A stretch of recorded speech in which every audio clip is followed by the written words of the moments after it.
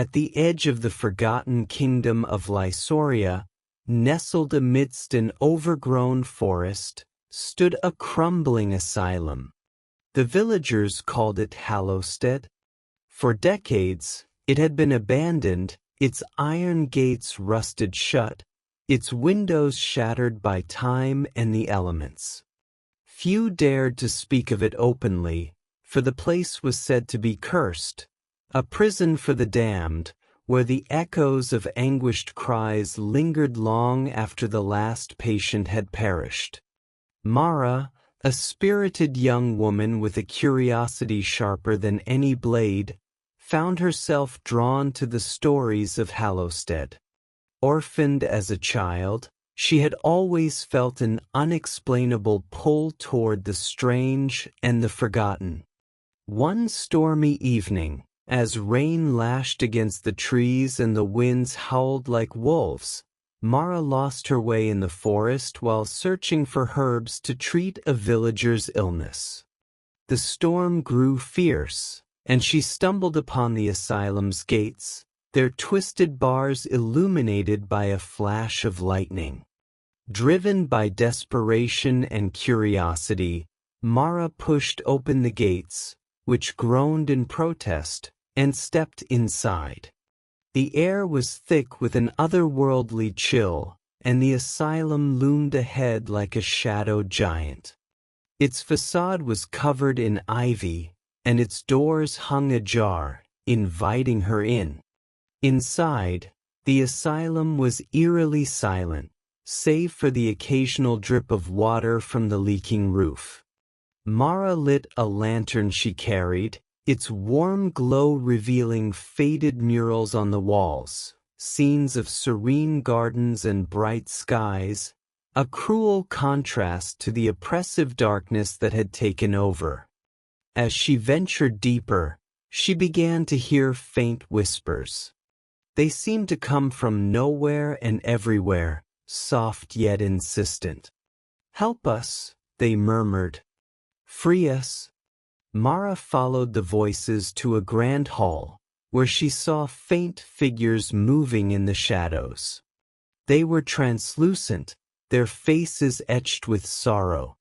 One figure stepped forward, a young man with an air of quiet nobility. His clothes, though tattered, hinted at a regal past. "Who are you?" Mara asked, her voice trembling. "I am Prince Alaric," the figure replied.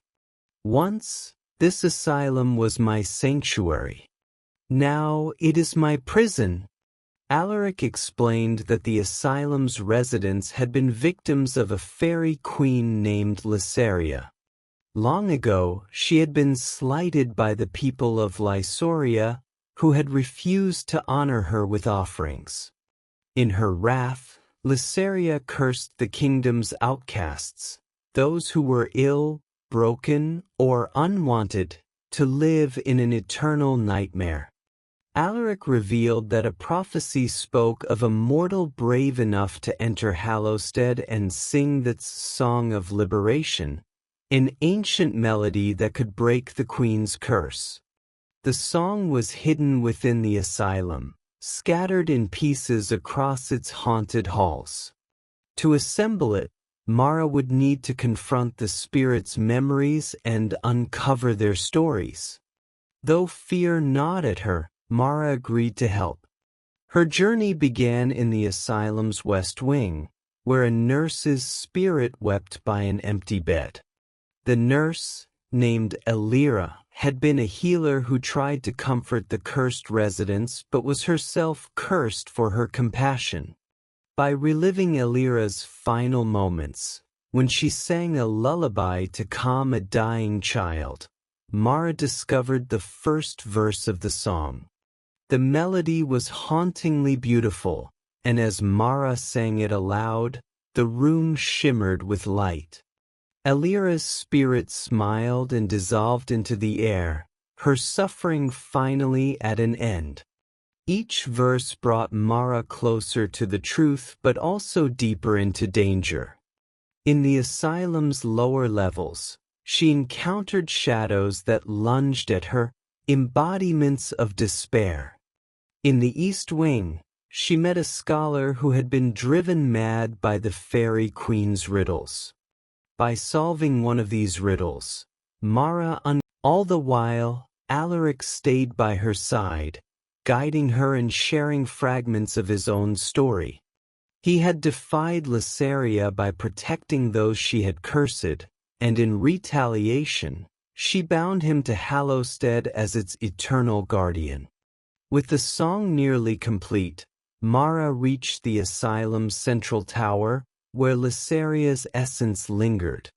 The Fairy Queen appeared, her beauty as cold and sharp as a blade.